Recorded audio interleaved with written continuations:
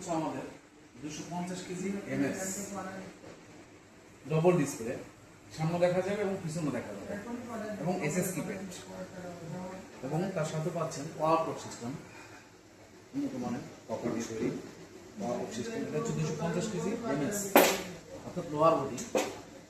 এটার সাইজ হচ্ছে 16 inch by 20 inch, 250 KG MS আদি গ্রামীণ স্কেল।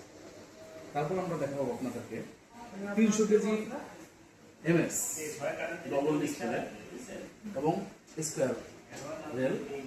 এটার সাইজ হচ্ছে 18 ইঞ্চি বাই 24 ইঞ্চি, এবং এসএস কিবোর্ড এবং পাওয়ার টপ সিস্টেম, এবং উন্নত মানের টেকসই লোহার বডি।